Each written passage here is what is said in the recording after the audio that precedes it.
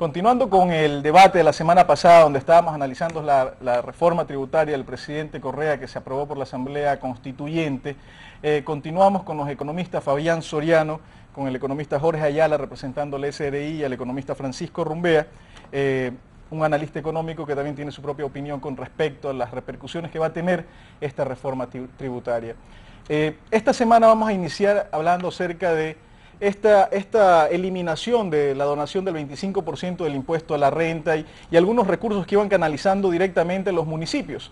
Desde hace algunos años atrás hemos visto cómo la municipalidad iba ganando, la descentralización a través de la administración de recursos por parte de las municipalidades iba ganando fuerza y los resultados los veíamos. Hemos visto cómo desde los municipios de Cuenca, los municipios de Guayaquil, los municipios de Quito han tenido resultados muy eficientes con la descentralización de recursos que antes, cuando estaban centralizados, no se veían. Sin embargo, a través de esta reforma actualmente vemos cómo se trata de centralizar una vez más estos recursos y para esto quisiera preguntar al economista Jorge Ayala cuál es la argumentación por la cual el gobierno elimina estas preasignaciones y trata de centralizar una vez más los recursos como ya se ha dado antes, ¿no? Mira, Carlos, detrás de esto hay una conceptualización económica muy clara de lo que es descentralización. Y aquí hay que aclarar que el tema de descentralización no pasa por entregar recursos a los municipios. Eso no es el verdadero concepto de descentralizar. Cuando tú hablas de descentralización, de lo que estás hablando es de participación ciudadana en la toma de decisiones y de acercar la toma de decisiones desde un poder central hacia la comunidad. Lamentablemente, con las decisiones políticas que se habían tomado anteriormente, esa descentralización en el Ecuador no había sido efectiva. Es decir, simplemente tenías un municipio que recibía una cantidad de recursos y que no daba cuenta de esos recursos. La descentralización efectiva pasa porque primero que nada asumas competencias antes de asumir recursos. En la medida que tienes competencias asignadas y que el Estado central puede librarse de ese tipo de competencias que antes estaban en sus manos, el municipio efectivamente va a ser un ente descentralizado. Pero si lo que haces es darle recursos a un municipio para que haga cierto tipo de obras, cuyo caso en algunos casos son muy interesantes, pero que no son las obras que necesita o que son prioritarias para la ciudadanía, vas a tener una duplicación de gastos, porque el gobierno central va a tener que seguir financiando ese tipo de competencias. Y ahí tendrías un problema claro del tema de descentralización. Yo creo que más bien lo que el gobierno apunta es una descentralización efectiva, a una descentralización que sea real. Claro, esto no se logra en la ley tributaria, eso hay que aclararlo. La ley tributaria lo único que hace es eliminar un tema que efectivamente era malo económicamente, que es la preasignación y la donación, y me imagino yo que en un marco posterior enviará un proyecto de descentralización. El propio presidente lo ha dicho, que él está empeñado en un proceso descentralizador que no es este, está claro que no es este, es decir, no es la forma actual. Teníamos inequidades terribles con el tema de la preasignación y la donación. ¿Cómo es posible que en donaciones los principales entes que recibían la donación eran entes privados de mucha cantidad de recursos? Teníamos universidades como San Francisco de Quito o el IDE aquí en Guayaquil, que recibían donaciones del impuesto a la renta. Donaciones de un impuesto a la renta que hay que aclarar algo que es importante, porque alguien dice, yo con mi dinero puedo hacer lo que quiera. En el momento en que pasa a ser un impuesto, ya no es tuyo. Tú no puedes donar lo que no es tuyo. El impuesto, por eso se llama impuesto, porque ya no es tuyo. Y ahí tienes un problema mucho más conceptual, que es el tema de lo que es un impuesto a la renta. En el mundo, lo que sí puede descentralizar o dar competencias a los municipios es el tema de los impuestos locales. Pero hay un impuesto como el impuesto a la renta a sociedades, por ejemplo. Si tú tienes el domicilio en Guayaquil, tú puedes vender en cualquier parte del país. Y la renta no la generas necesariamente en Guayaquil. Al igual que si fuese en Quito, no la generas en Quito. La generas en donde vendes el producto. Ya tienes un problema que no puedes asignar un 25% de una renta que no es tuya. Francisco Rumbea, ¿qué opinas? Lo que ha dicho Jorge Ayala, participación ciudadana, ¿no existe participación ciudadana o quieren mejorar la participación ciudadana con esta reforma? Priorizar los gastos, dicen que a través de esto van a priorizar gastos. ¿Qué opinas al respecto de esta posición? Sí, mira, bueno, yo sí tendría que partir diciendo que hay evidencia contundente en contra de estos argumentos. Me dicen en primer lugar que con esto vamos a profundizar la descentralización.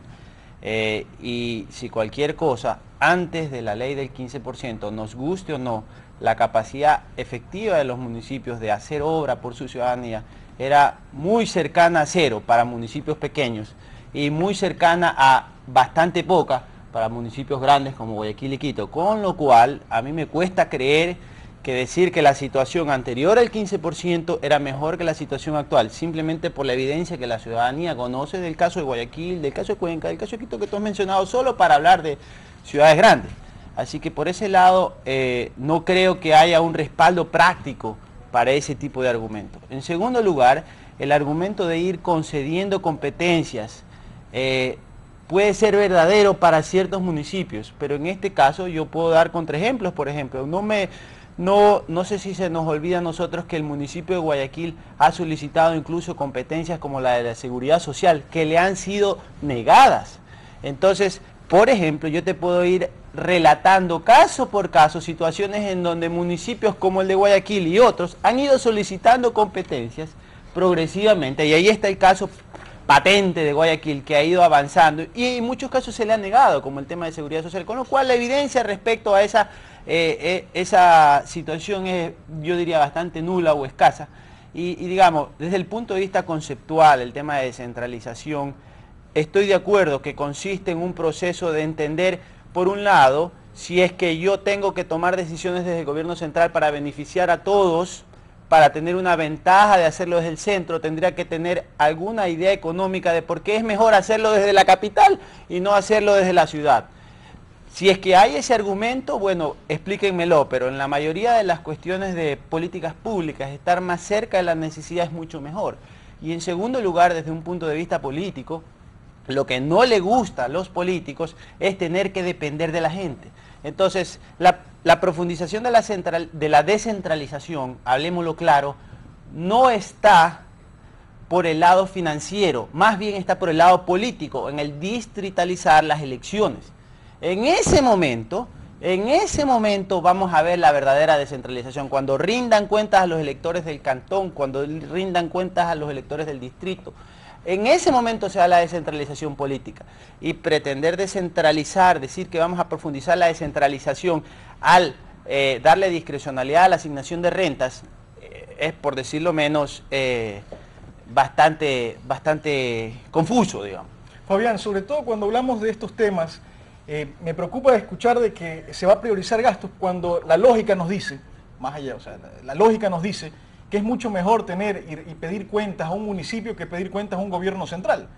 Cuando hablamos de priorización de gastos, es mucho mejor o mucho más cercano, mucho más conoce el municipio de las necesidades de sus ciudadanos que el gobierno central. Eso lo hemos visto y lo hemos vivido. O sea, esto ya es un tema también de historia económica, ¿no? Lo hemos visto. ¿Tú cómo ves? También un punto que se me escapaba es el tema de que esta donación del 25% del impuesto a la renta también es solidario de las ciudades, porque Guayaquil y Quito, yo escuchaba que los otros municipios no recibían de esto. A ver, recibe el 65% del valor que le llega de la donación del 25% del impuesto a la renta, y el resto se distribuye a los diversos municipios. Por eso es que vemos, a veces uno dice, bueno, ¿y por qué los otros municipios reclaman por esto de aquí? Porque también a ellos les llega parte de las donaciones que les llegan a las grandes ciudades, que ayudan a su vez a tener y hacer obras por su gente. ¿Cómo tú ves este tema? Mira, en primera instancia comparto mucho con lo que decía Francisco en la parte de descentralización. Hay que considerar de que tenemos tres esquemas. Lo que es una descentralización, hay que diferenciarlo con una autonomía e incluso con un federalismo. Aquí mucho se confunde entre autonomía y una verdadera descentralización efectiva. Ahora, tenemos tres tipos de descentralización: la política, administrativa y fiscal. En cuanto a la parte política que comentaba Francisco, efectivamente son las personas que eligen a un político determinado quien debe rendir cuenta ante sus electores. En cuanto a tu pregunta, si efectivamente se debería de considerar el asunto de las donaciones del impuesto a la renta, no comparto mucho de que haya existido este mecanismo de donación. En primera instancia, tú no puedes donar algo que no es tuyo. Jorge bien mencionaba que en el momento que ya esto se conforma como un impuesto, este impuesto es de la sociedad, es de los ecuatorianos, y tú no puedes donar algo que no es tuyo. Habían casos de que la mayoría de las donaciones correspondían al sector privado. ¿Por qué se debe donar el impuesto a una empresa del sector privado?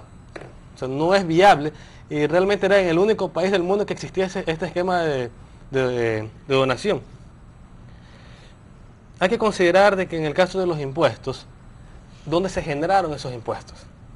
¿Cómo es posible de que una exportadora bananera, cualquiera, que se produjo en Machala, pero su domicilio, su matriz se encuentra en Guayaquil, una oficina 4x4, que la donación se la haga en Guayaquil?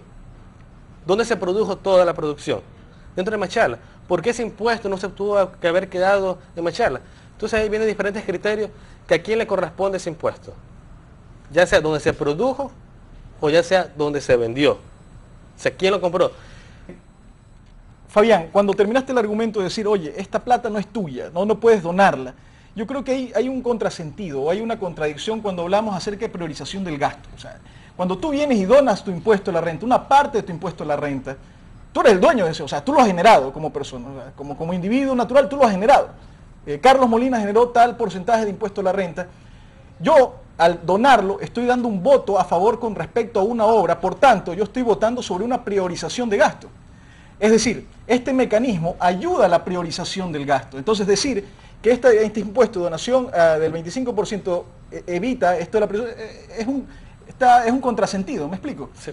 A ver, cuando tú donas este impuesto a la renta, en el momento que tú donas, ese impuesto ya no es tuyo. O sea, este impuesto se basa efectivamente en cuanto el Estado te proporciona cierto esquema, cierto mecanismo para que tú puedas trabajar adecuadamente, y este impuesto ya corresponde a la sociedad. Tú indicas de que tú puedes priorizar el gasto. ¿Quién prioriza ese gasto?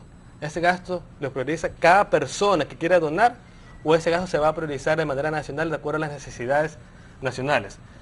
Por ejemplo, para mí puede ser más prioridad establecer un centro educativo en el sector del Oriente o priorizar una obra de construcción o ecológico.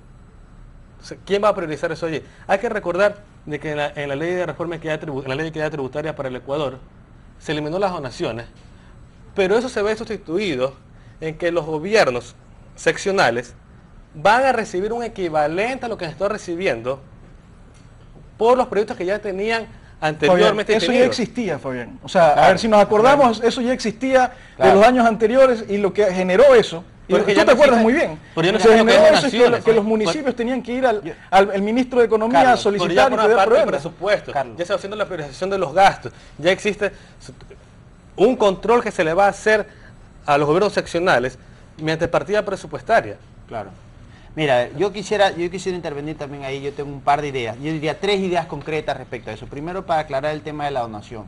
Desde el punto de vista legal, ciertamente, una vez que tú cumples, llegas a determinado nivel de renta, tú tienes que dar el impuesto y el impuesto se vuelve una obligación que tú tienes que cumplirla por razones morales. Ojo, que esto también se aplica como crítica a la defensa de ustedes de su ley. Un impuesto no es bueno porque se cobra, como dicen los grupos de interés. Ni un impuesto es bueno porque se deja de cobrar. Esos argumentos son espurios, son políticos esos argumentos. Un argumento económico para decir que un impuesto es bueno o es malo es por eficiencia. Entonces el tema central aquí es que detrás de la decisión de contribuir estaría el incentivo de saber que tú vas a donar. En ese sentido es que es bueno. Y la figura de donación, tú puedes estar molesto con la estructura actual de la donación, que no le den a organizaciones privadas. Está bien, pero ¿por qué no amplían las figuras de donación a fundaciones, a otro tipo de instituciones, como es en Estados Unidos y en otras partes del mundo? Con lo cual, la figura de donación no es una figura nueva, es una figura que atiende al problema económico de generarte un incentivo para contribuir y reducir la evasión. Eso por un lado. Simplemente eso, digamos. O sea, no lo veo tan satánico. ¿Donar qué? Donar el impuesto a la renta. Donar el impuesto. Porque en otros países no existe la donación del impuesto. En un cuarto del 25%, digamos, puedes cambiar el porcentaje que tú quieras donar, pero te da la figura de ceder. O el gasto que tú vas a hacer, tú lo puedes deducir de impuesto a la renta. Por ejemplo, en Estados Unidos tú gastas haciendo una contribución a la fundación X, y ese gasto se te permite deducir de tu pago del impuesto a la renta. Entonces, tenemos 30.000 fundaciones en el figuras Ecuador. Más, figuras menos, 30.000 tú fundaciones puedes en el Ecuador hacer que no una donación. corresponden. La figura de donación, no como se entiende aquí, existe en otras Yo partes quiero del hacer mundo. una apreciación porque es importante el tema que toca Francisco. A ver, cuando yo hablo de donación, el mismo término donación implica de desprenderme algo mío para dárselo al resto. Implica una renunciación de alguien hacia algo. Pero yo no puedo desprenderme de algo que ya no existe. Es decir, cuando esto me hace acuerdo del tema cuando teníamos en la declaración de impuesto a la renta la posibilidad de deducir tus donaciones particulares. Y mucha gente se volvió filántropo. Es decir, mucha gente cogía y donaba donaba a fundaciones hechas por ellos mismos, y yo, sorpresa, esa donación se la deducían de su impuesto a la renta, con lo cual la donación la estaba haciendo el Estado, no ellos. A ver, yo puedo donar, efectivamente, yo quiero donar, dona de mi plata, pero no de la plata del Estado. Jorge. Y es donde yo me dirijo con el comentario. Es decir, si yo quiero donar, no tengo que hacerlo con balance fiscal. Porque primero que nada, tienes un problema ahí, que es el problema que introduce rigidez a la política fiscal, a la política presupuestaria, que ya de per se ya es rígida. Tenemos un problema de deuda, tenemos un problema de salarios corrientes. Si le introduces más rigidez al presupuesto, el gobierno no puede... Claro, es un problema de conceptual. Es decir, para quienes no les gusta la política fiscal está claro que eso no va a ser un problema. Pero para quienes creen en la política fiscal activa, para quienes creen que el gobierno puede a través de su política fiscal mejorar la actividad económica o impulsarla, pues es un tema central. Y yo creo que el planteamiento del gobierno es claro. En estos momentos ellos quieren mantener una política fiscal activa, y esa política fiscal activa requiere que no haya rigidez presupuestaria. Ojo, A ver, mire, ahí hay un punto que quiero destacar. Un punto que quiero destacar es que el municipio como el gobierno central son Estado, en ambos sentidos, tanto el municipio como el gobierno central. Y cuando uno habla acerca de que la actividad, por ejemplo, del gobierno central puede generar algún beneficio a la economía, también lo puede hacer el municipio. Y mucho mejor porque está más cerca. La demanda agregada da lo mismo, y más todavía en el caso de inversión pública, porque los municipios generan inversión pública. Y lo que, el porcentaje sucede de gasto que va a obra mira, pública y lo es estamos mayor. viviendo. Cuando Y tú el dices, otro, uno dona... gasto suave, que ¿ves? muchas veces Pues nadie establece está problemas de prohibiendo- corrupción. Nadie está prohibiendo que exista la inversión Entonces, pública en los gobiernos funcionales. el argumento Nadie de está que prohibiendo. cuando tú El argumento que se preasignas las mantiene- rentas, el argumento que cuando tú preasignas las rentas no estás haciendo gasto público, no es válido, porque hace gasto público a Y ojo, nivel hay un descentralizado. punto, hay Lo un que pasa punto es que ahí, no lo controlas hay tú. un punto ahí que hay que destacar. No se está diciendo que votes la plata para que grupos de poder se la rifen.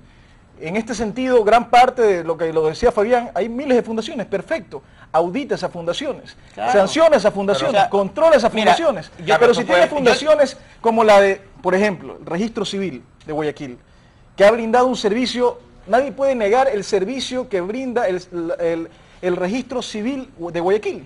Nadie puede negar el servicio que brinda, por ejemplo, el terminal terrestre. Los ecuatorianos nos merecemos todos los ecuatorianos, no solo los guayaquileños. Los quiteños, los cuencanos, nos merecemos un terminal terrestre como el de aquí, un registro civil. Carlos, o sea, yo- esas yo- fundaciones yo son creo que- son yo creo proactivas. que es evidente la discusión de criterios aquí y la división de criterios, pero vamos aclarando ciertos puntos. A ver, yo siempre hago este ejercicio con mis alumnos en las universidades y siempre llegamos a una conclusión muy, muy drástica. Si tú le preguntas a la ciudadanía de Guayaquil, soy guayaquileño, que te priorice las 10 obras básicas que requiere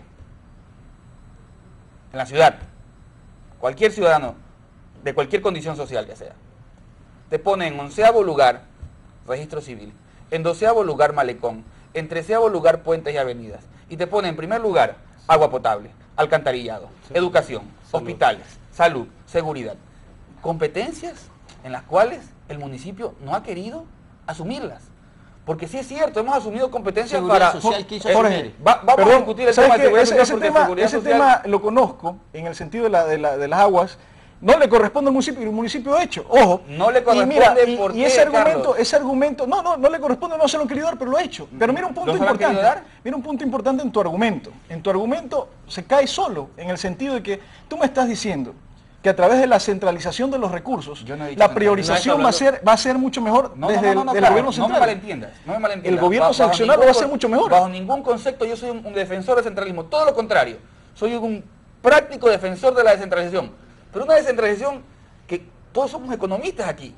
Yo mañana no puedo decirle, para mi negocio necesito asignar esta cantidad de recursos durante 10 años, o una tasa fija durante 10 años, sin saber en qué voy a gastar, por favor. Eso es un principio básico de economía. Yo no puedo decir, mañana al municipio de Guayaquil le toca el 10% de la renta, sin saber qué necesidades tiene el municipio de Guayaquil, sin saber qué va a hacer con esos recursos, sin saber qué competencias va a asumir.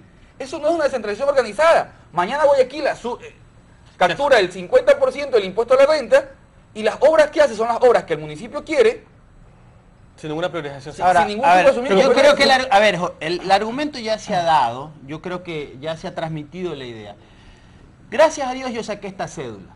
Ahí está el tema de descentralización, porque ahora me niegan la validez de la cédula aceptada por convenios de descentralización, ¿no es cierto? Entonces, ese es el problema con la visión, digamos, friccionista, porque ya a mí me van a decir negochista, yo les voy a usar a ustedes friccionista. Pues este señor Friccione que dice que las nuevas cédulas que se hacen en Guayaquil son espurias. Pero vamos a ir al tema central de la preasignación. ¿Cuál es el problema aquí? Yo hice el trabajo en la época de Jorge Gallardo, cuando el Fondo Monetario Internacional vino aquí a decirnos que teníamos un problema con la preasignación del 10% de las rentas, y yo las recalculé bien, y efectivamente son como por el orden del 22% en ese entonces, incluidas preasignaciones de rentas petroleras y de ingresos.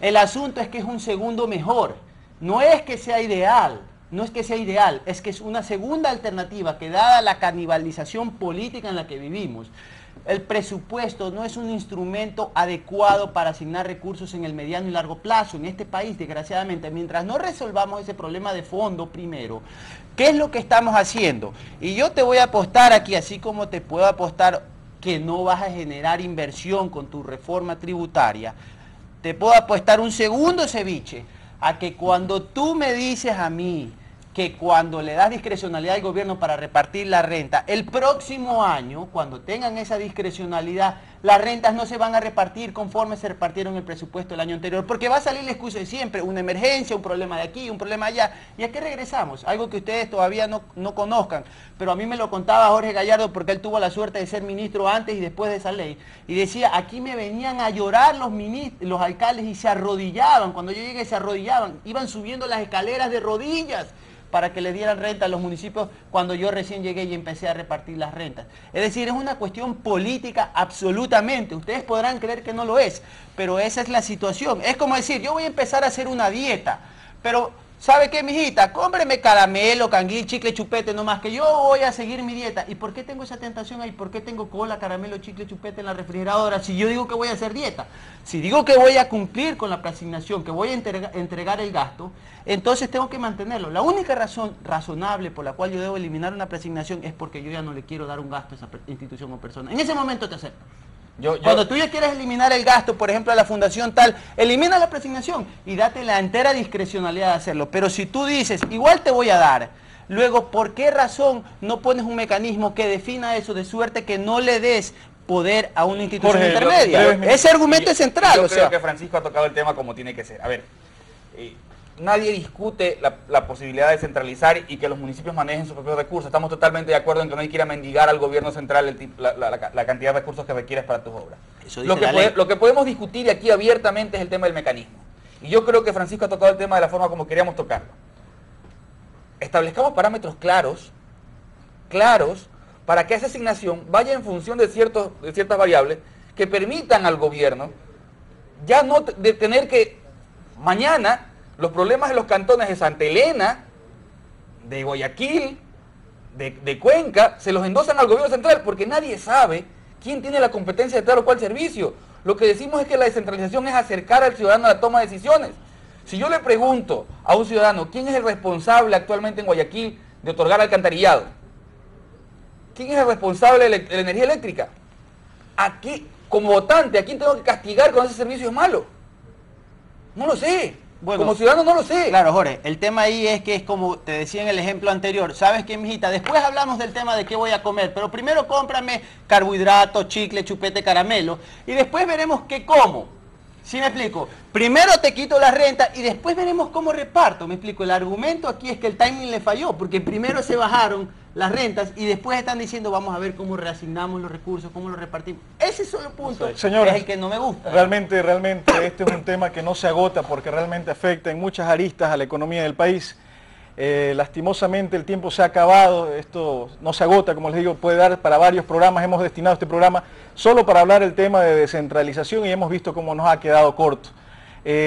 Señores, muchas gracias por la frontalidad en la cual han intercambiado ideas, y ustedes, amigos televidentes, no olvidemos que al final ustedes tienen que evaluar estas reformas porque al final les van a afectar a ustedes en su bolsillo, en el empleo, en la producción, y esto es lo que no queremos. Queremos tener un país mucho mejor, un país donde haya más empleo, y para esto necesitamos reglas que beneficien e incentiven la creación de puestos de trabajo. Lastimosamente, en mi opinión, esta reforma tributaria no lo va a hacer.